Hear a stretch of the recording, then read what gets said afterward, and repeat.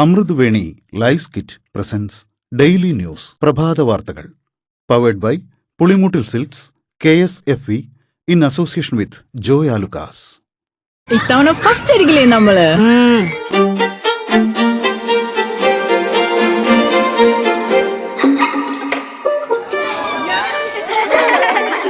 കുട്ടികൾക്കൊക്കെ പെയിൻ ശല്യം ഉണ്ടാകും. അതുകൊണ്ട് ലൈസ് കിറ്റ് ഉപയോഗിച്ച് ക്ലാസ്സിൽ വരാൻ പ്രത്യേക ശ്രദ്ധിക്കണം. ലൈസ് കിറ്റ് ലൈസ് റിമൂവർ പെയിൻ ശല്യത്തിൽ നിന്നും ഉടനടി ആശ്വാസം.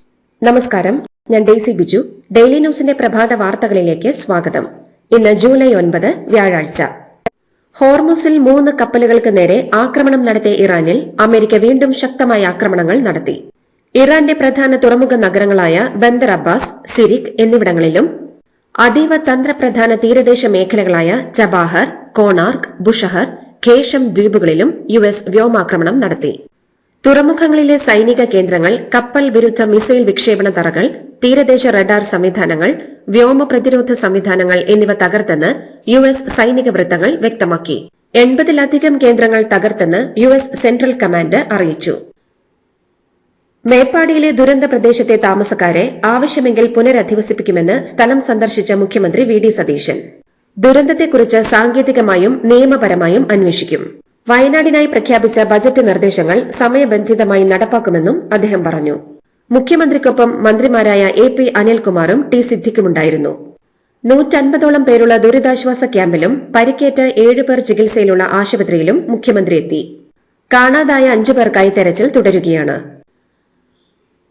കനത്ത മഴ തുടരുന്നതിനാൽ കോഴിക്കോട്, വയനാട്, മലപ്പുറം ജില്ലകളിലെ എല്ലാ വിദ്യാഭ്യാസ സ്ഥാപനങ്ങൾക്കും ഇന്ന് അവധി. പരീക്ഷകൾക്ക് മാറ്റമില്ല. 3 ജില്ലകളിലും ഇന്ന് റെഡ് അലർട്ട്.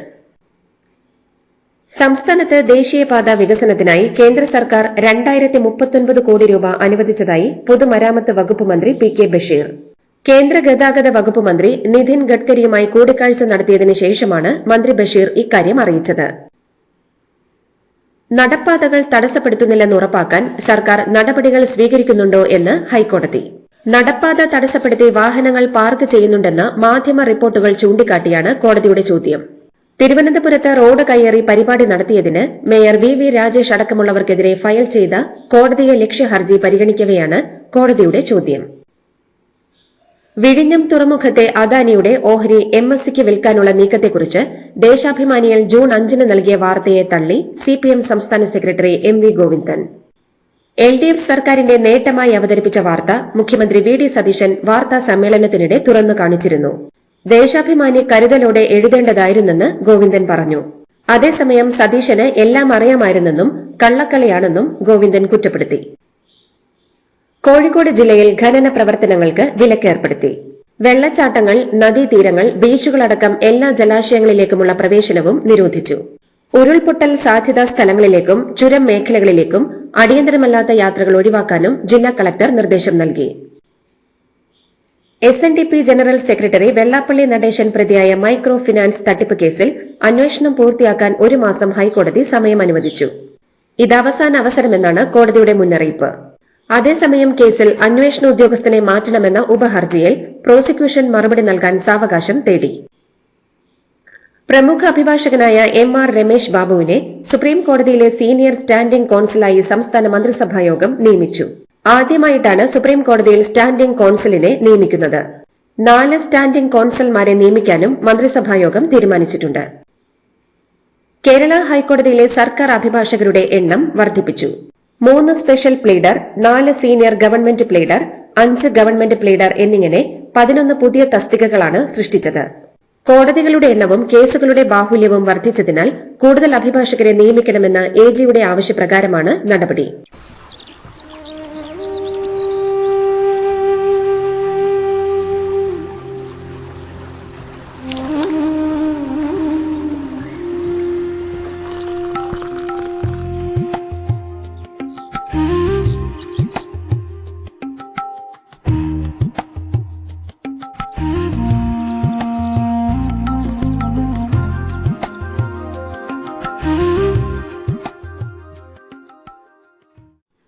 സംസ്ഥാനത്ത് കടം വാങ്ങിയ വൈദ്യുതി മഴ ലഭിക്കുന്നതിനാൽ തിരികെ നൽകിയെന്ന് മന്ത്രി സണ്ണി ജോസഫ്.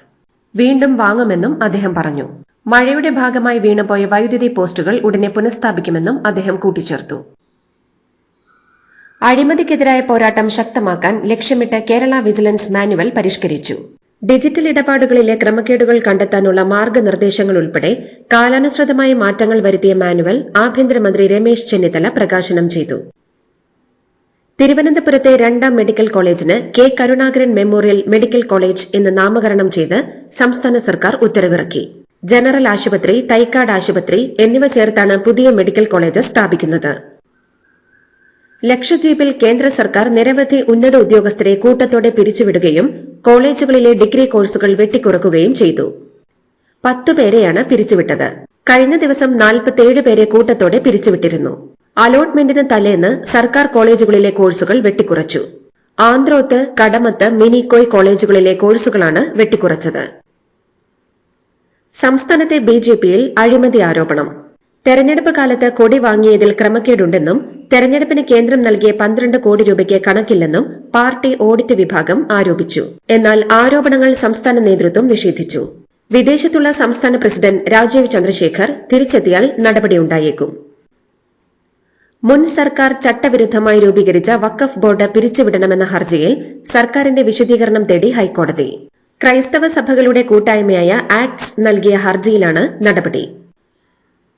കേരളത്തിലേക്ക് ഓണം സ്പെഷ്യൽ ട്രെയിനുകൾ 06-126 മംഗളൂരു സെൻട്രൽ ചെന്നൈ എഗ്മോർ, 06-125 ചെന്നൈ എഗ്മോർ മംഗളൂരു സെൻട്രൽ ട്രെയിനുകളാണ് ദക്ഷിണ റെയിൽവേ ബുധനാഴ്ച പ്രഖ്യാപിച്ചത്.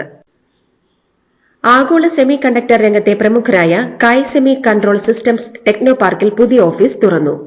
ചിപ്പ് നിർമ്മാണത്തിനുള്ള സോഫ്റ്റ്വെയർ വികസിപ്പിക്കുന്നതിലൂടെ പുതിയ തൊഴിലവസരങ്ങൾ സൃഷ്ടിക്കാൻ കഴിയുമെന്ന് മന്ത്രി പി കെ കുഞ്ഞാലിക്കുട്ടി ഉദ്ഘാടന വേളയിൽ പറഞ്ഞു.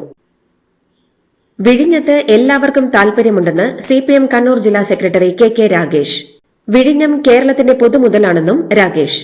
സിപിഎം കണ്ണൂർ ജില്ലാ സെക്രട്ടറിക്ക് വിഴിഞ്ഞത്ത് എന്താണ് കാര്യമെന്നും കൂടുതൽ പറയുന്നില്ലെന്നും മുഖ്യമന്ത്രി വി ഡി സതീശൻ വാർത്താ സമ്മേളനത്തിൽ പറഞ്ഞിരുന്നു. തലശ്ശേരി വ്യാപാരി വ്യവസായി വെൽഫെയർ സഹകരണ സംഘം തട്ടിപ്പിൽ സെക്രട്ടറി ജോജിഷിനെ 1ാം പ്രതിയാക്കി പോലീസ് കേസെടുത്തു. പോലീസിന് ലഭിച്ച 3 പരാതികളിൽ മാത്രം 1 കോടിയിലേറെ രൂപ നഷ്ടപ്പെട്ടെന്നാണ് കണ്ടെത്തൽ.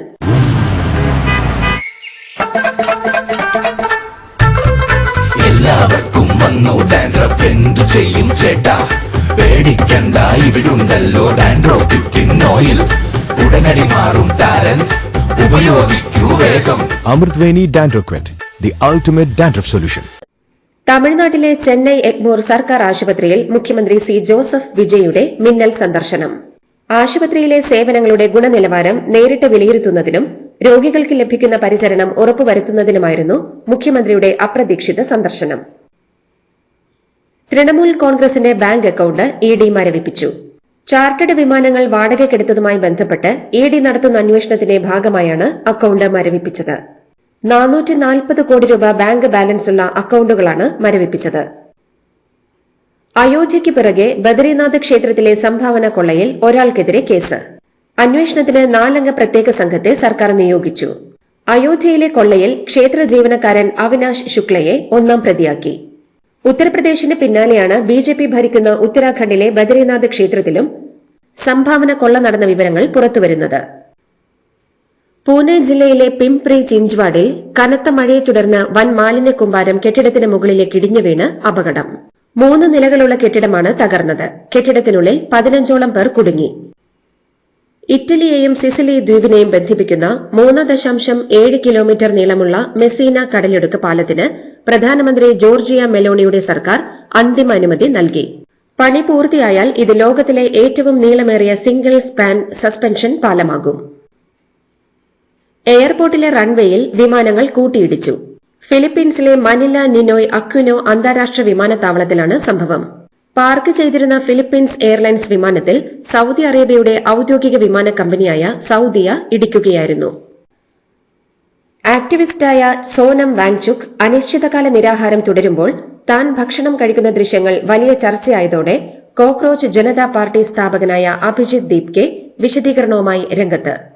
മറ്റൊരു സന്ദർഭത്തിൽ നിന്ന് അടർത്തിയെടുത്ത ദൃശ്യങ്ങളാണ് പ്രചരിപ്പിക്കുന്നതെന്നും സമരം മുന്നോട്ട് കൊണ്ടുപോകാനാണ് താൻ അടക്കമുള്ളവർ നിരാഹാര സമരത്തിൽ നിന്ന് വിട്ടുനിൽക്കുന്നതെന്നും ദീപ്കെ പറഞ്ഞു.